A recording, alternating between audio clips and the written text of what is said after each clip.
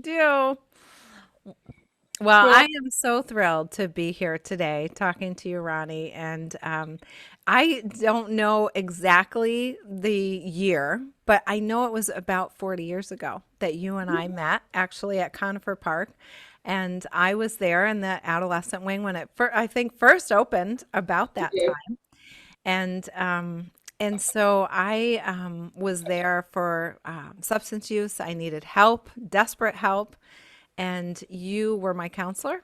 And wow, it was just an incredible blessing to come to find out that you had your own story, your own history I knew nothing about, but you helped me to really find freedom because you believed me about some trauma that I shared with you.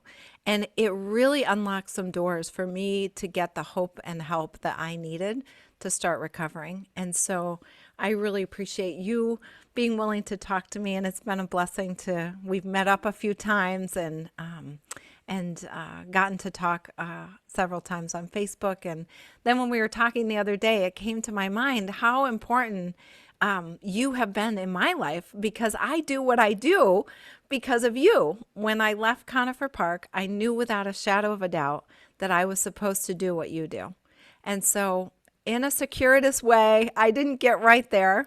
I went to college for substance abuse counseling, got lost for a decade or so, went back, got my degree, and started my career in substance use counseling. But you were kind of the inspiration for that because of just the relationship that we had while I was there and how you intuitively knew how to help me.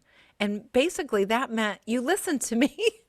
And you really tried to understand where I was coming from, but most of all, you believed me and you believed in me. And so that was why I wanted to kind of talk with you today and find out about your passion, maybe for becoming a counselor, and whatever you have on your heart. I would love to just have a conversation. It's very interesting, and I'm going to cry.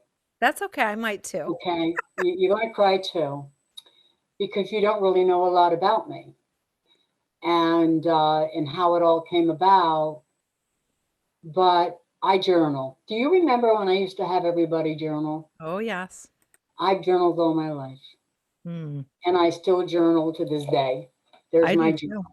I do too.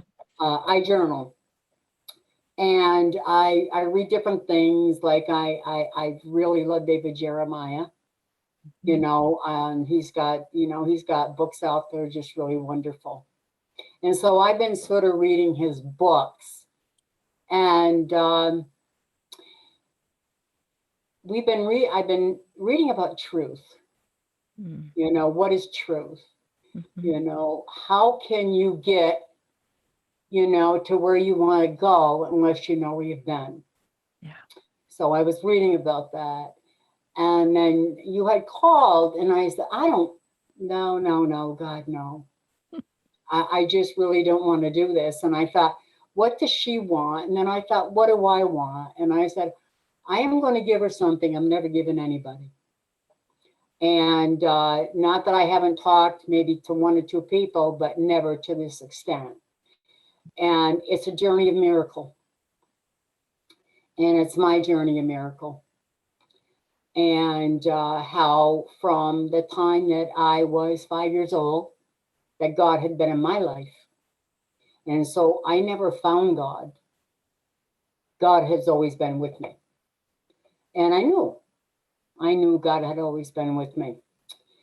And so I said, this is a little bit different than maybe something that you could even think about me, would even know about me, would even believe about me. I hope, that you could not see this. But I am going to tell you a story if you have time. I have time. You can do whatever you want to do with it. Uh, and the story that about me with my miracle is that I was brought up in a lumberjack town. I had an alcoholic father, very abusive. I had a mother he was very abusive to. I had two sisters that were taken away and raised by an aunt. I had a brother who's autistic that I take care of to this day. I have a brother and myself was placed in a foster home at the age of 10. When I was in the foster home, I was worked to death, and I ended up in a hospital, mental hospital, Ogdensburg State Hospital. And I was like lost. There was nobody there. I didn't have any family. My mother had been there a couple of times because of the abuse from my father, the abuse from her father. So anyway, I ended up in this mental hospital, and I was there for about a year. And no one really knew I was there. I was the youngest person in New York State to ever go into a mental hospital. I was there 6 weeks in a coma. I call it coma, drugged up until I came to. And the only reason I came to is because God sent me an angel and sent me a nurse. And you know yourself that when you're giving somebody's medicine, you cheek them. Well, she would cheek me, and I didn't swallow the pills, and she'd let me go. So I got off the pills. I didn't have anything else. And so by this time, I'm 13. So I'm the youngest one there. And on my own, and labeled. Labeled is very important to your case. Labeled. So I was labeled mentally ill. Don't really know what a diagnosis was. It was back in the 60s. You lived on a ward with a lot of other people. If you see one flew over the cuckoo's nest, that's what it is. While I was there, I was molested. I was raped, and all those sort of things sort of went on. But they had a church there. And I could walk the grounds, and I used to go into the church, and I used to just sit there, never blame God. My parents never came to see me. My mother, at that point, back in those days, when you were a victim, you know this yourself. If you're a victim of alcoholism or you're as crazy as they were. What they did with her, they put her in a mental hospital, and they shocked her with shock treatments, and she never came out of it. So my mother ended up more like somebody I was taking care of. So that's where the guilt started to come in. Mm. And so that's what happened. And she passed away at 53. Still my father and my brother had ran away, and I hadn't seen him in 30 years. And finally, I don't know, about 10 years ago, I saw him, and he died, and I went and got his thing. Now, to get back to how everything sort of happened, is that I just basically got myself out of the mental hospital. I got my grandmother to take me, and I fought my way out. And but the label was there. And there was one incident that changed my life around, and it was that I went to a carnival with a friend. And remember the scramblers they used to have? Well, she found a wallet, and it had a lot of money in it. And my friend took it, and she blamed it on me. And they took me up to the police station, and my grandmother's words were, "She doesn't know what she's doing because she's mentally ill." So couldn't go to school because they were doing it. I lived in a small town. So I think that's where I had a lot of stuff in me that says, don't label people. Don't label people. and there was no one there to listen. I had no family to listen. There wasn't anything. Not just right, what God was there. Because I used to go and I used to go into the church and I used to never blame God. I used to say, God, just, and I used to sleep in the pews. And I used to say, God, whatever. Well, I had an opportunity because I couldn't finish school. I had an opportunity to go and to go into a program to be a nurse because I always wanted to be a nurse.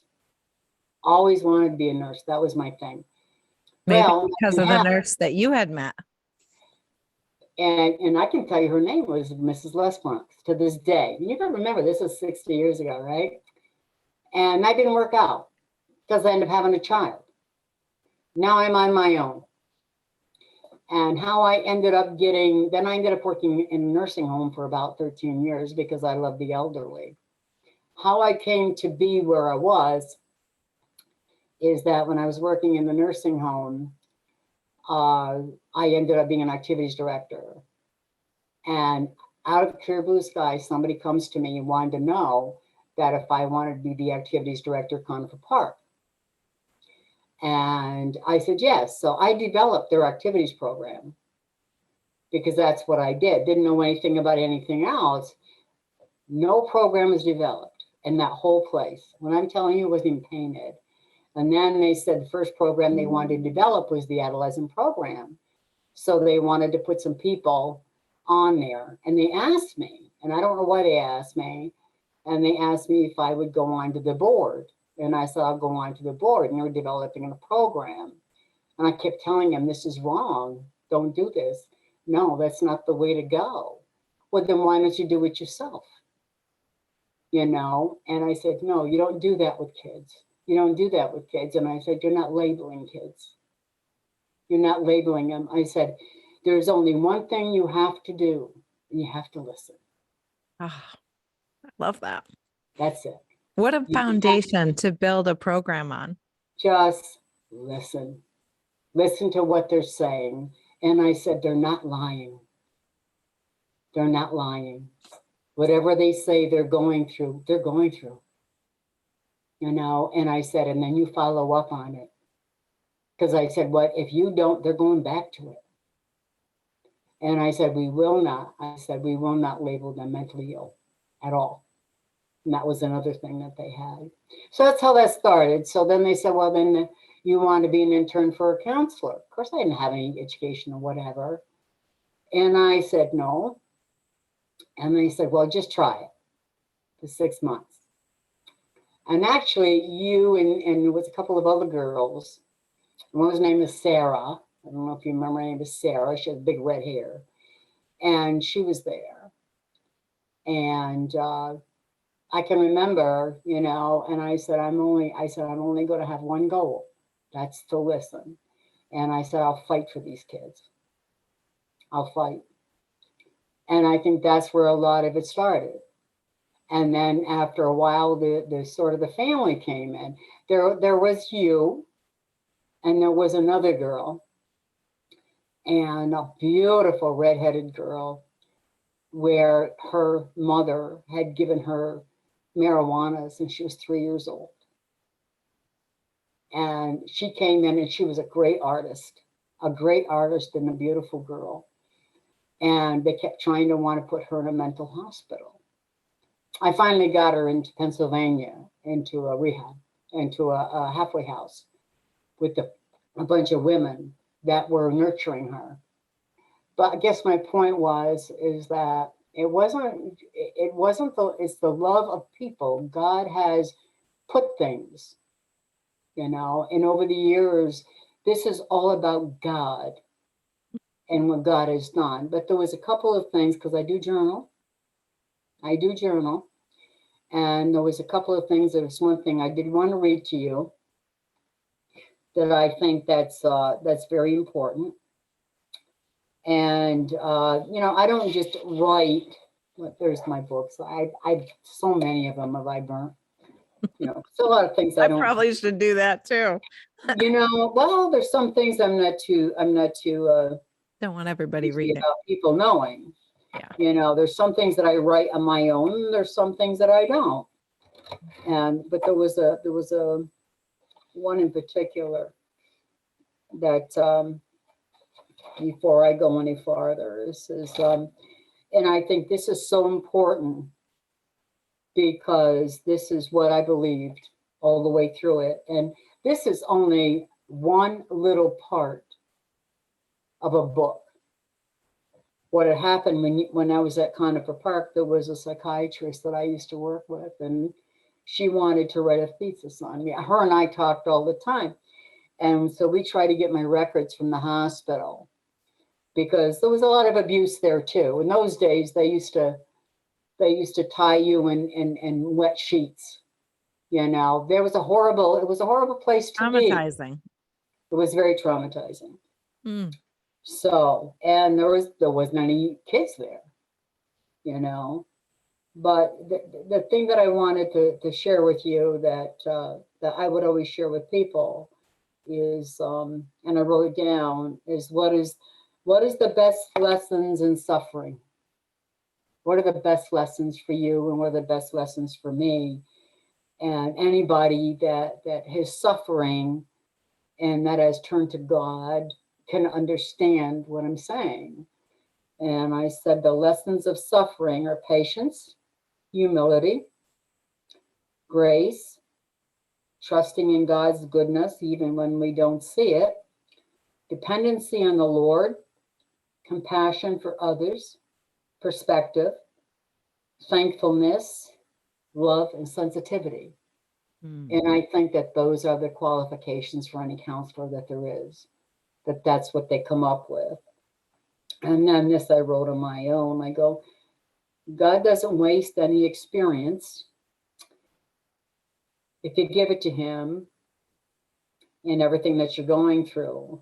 Right now, it doesn't seem like it, but it's for his glory to manifest through you. Don't give up, stay in faith and trust God. Actually, that comes out of Romans 8:28. But when you're looking at, you know, what makes a counselor, everybody's a counselor to me.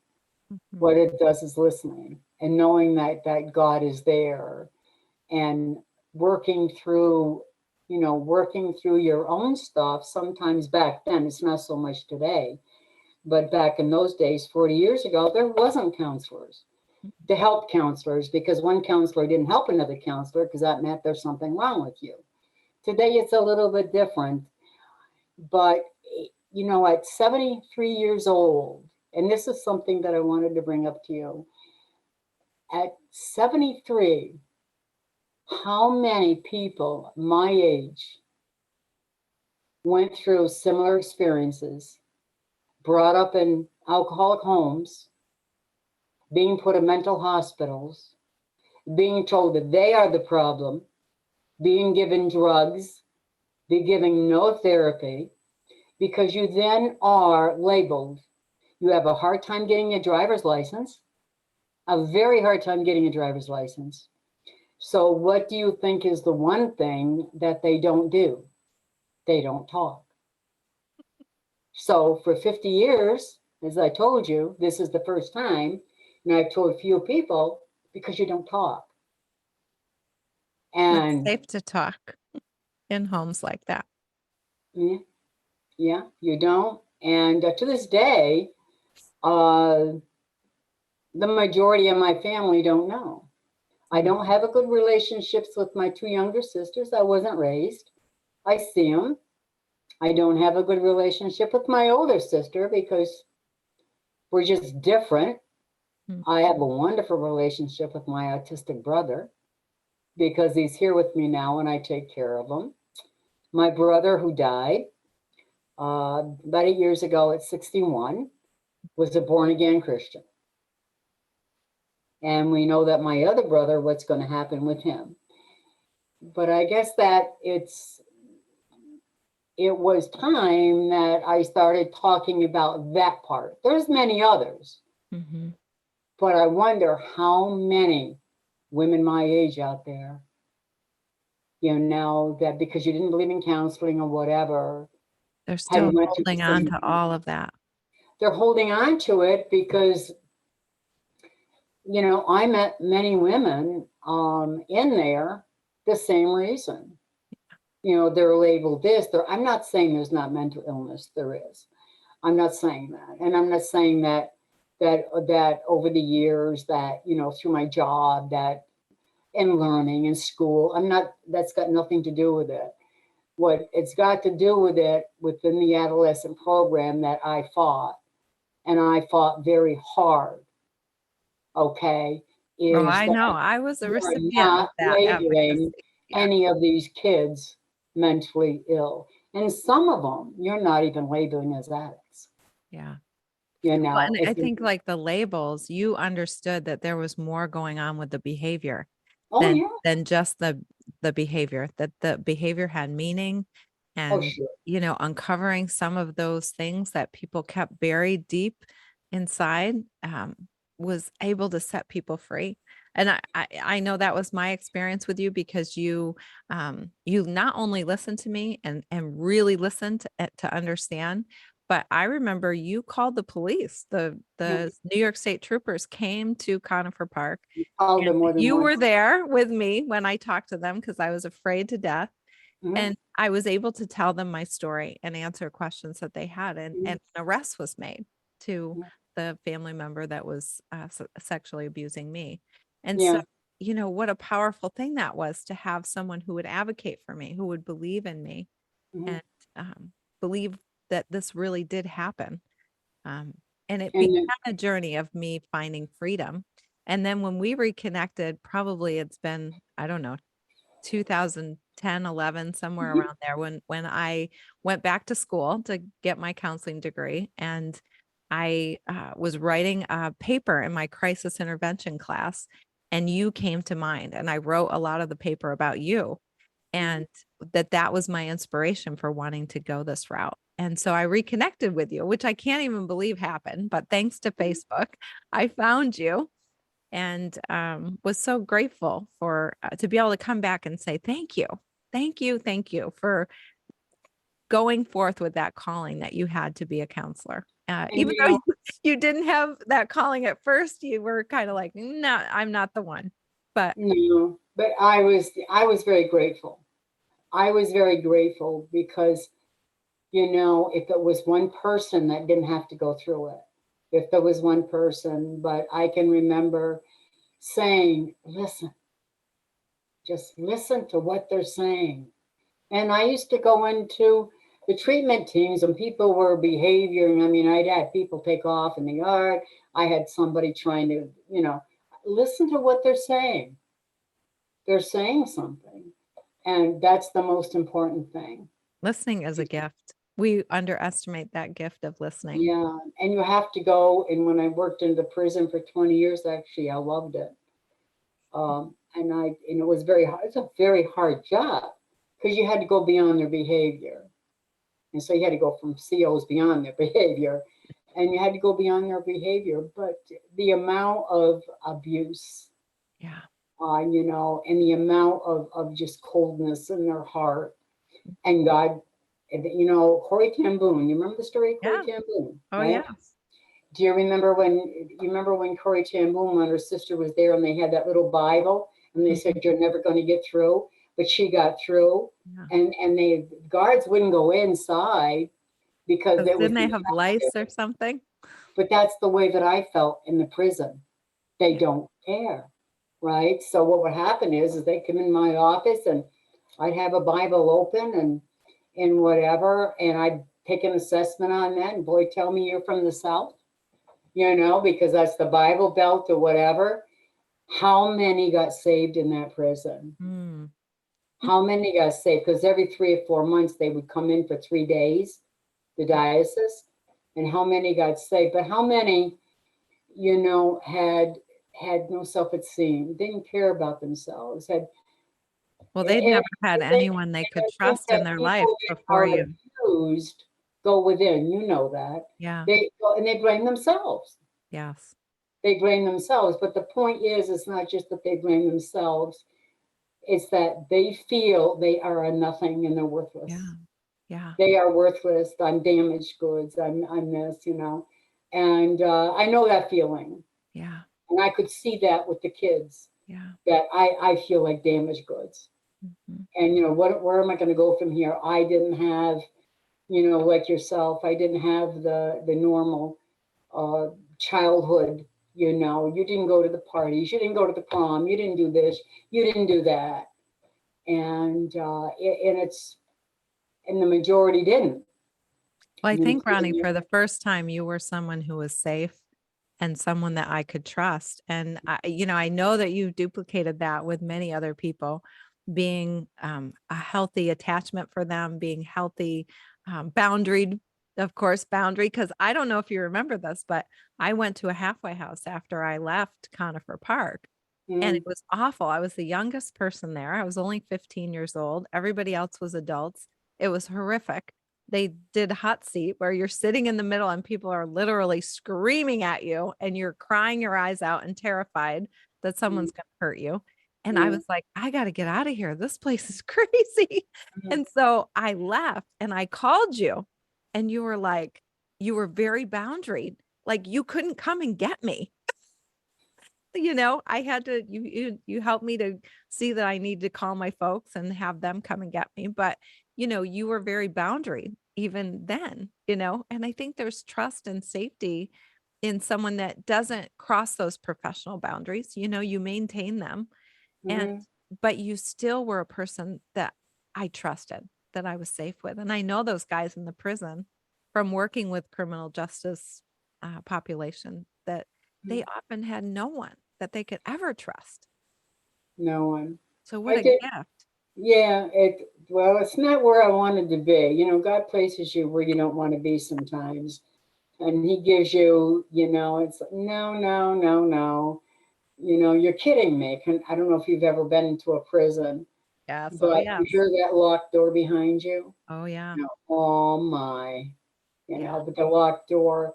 But it happened to be a very good experience for me. I never, and this is the truth. I tell my husband, they couldn't say my name. First of all, they always had to call me Mrs. P.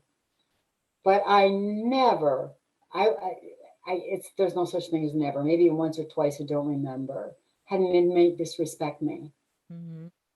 I was very upfront with them. I'll do whatever I can, but don't disrespect me. And Hmm. I think that I never really had that. And what I see out of you is it's the way that you carry yourself. Yeah. It's a The way way of you being carry with people. yourself is so important. Yeah. Yeah. So It important. is a way of being with people. Yeah. And I Mhm. think God has got to be at the center. It's got to be at the center of everything. But you can't get through this field, Lisa, without God. No one makes it. And Yeah. makes it without not being scarred. God has got to be there. And whenever I could always remember with the inmates and with some of you guys too. Remember, you used to get your little token at the end. Yeah. Yeah, right, right. Well, they did that in prison too. And after a while, I got them. I said, you know something? They'd say, thank me. And I say, no, no, don't thank me. Hmm. Because if you thank me for your success, so what about your failure? And Yeah. I said, a goal. And I always did that. And after a while, they did. I said, all goals for the glory of God. I didn't care who was there. At that, Hmm. what are they going to do to me at that point? I'm a couple of years from retiring. And I said, they're not going to do anything. Hmm. And so that was an opening where it You could said give him the credit. I could give him all the, but I gave him all the credit all the time. Anyway, I really never really cared what people thought. Yeah. I could use Fearless. power, I can use the 12 steps, but I could turn it any way. But God, God is faithful. God is faithful. Yes, he is. And I've been blessed. I've been blessed at my age. Hmm. I still help, only in Hmm. a different way. I like taking care of people. I've been taking care of people that last year or so with ALS. I'm really into Lou Gehrig's disease Hmm. because I wanted to be a nurse way back then. So Yeah. now I'm doing a lot of what and people call me. Hmm. And my best friend had ALS for 8 years. Wow. So, and this other lady I just took care of. So I'm still doing, Yeah. but just in a different way, you know. Well, I love that. I had not heard that story about giving God the glory. And, it reminds me of something that I really tried hard to do when people would appreciate me or say, how I had helped them so much. If you see anything good in me, thank God in heaven, because it's Him in me that you I see. mean, It's not with me. me. And Because with me, I'd be doing my own thing, yeah, me too. and I would be lazy. I know that. No, it's not. It's all of God. And David Jeremiah, he has he doesn't call it the Holy Spirit. And I like what he calls the Holy Spirit in him the comforter. He said it's always my comforter. I love that. You know? And no, I like that. I think Yeah. that's a very special thing. And Well, I don't know having if heard you so many stories from others of their pain and, their trial and difficulty and, that intuition that we have from the Holy Spirit and the comfort that we get from the Holy yeah, Spirit. Um, I miss that. Let's me shut this down. Oh, I miss that. I can't say the counseling, I don't miss that part of it. hmm, It's yeah. but You made a difference in many people's lives and you still do. yeah. Still do. Well, you know, I just think this is great. If there's any way that I can help you, or any topic maybe you want to, because I get interested. I still get interested in topics. I get interested because what's happening is that what happened 40 years ago or 50 years ago, or even with you, when you started, Yeah. it's a lot different today. Says the adolescents today break my heart. They Mm. break my heart, you They've been know, through a lot of pain. a lot of pain. Yeah. And it just, and there's still, people aren't listening. Mm. People aren't listening to what they kids say. So what are these kids listening to? They're listening to the internet. Yeah. So TikTok and yeah. there's a lot of pain in this world, and Yeah. Yeah. you do Well, I what we guess do. that's my hope with this podcast to tell stories of hope and deliverance and freedom and purpose and, you doing what you did in your life and how that rippled out to me doing what I do in my life and may that ripple, And continue. I'm sure that's rippled with you with other people, that you've helped other people who became, decided they wanted to go into the field themselves. Yeah.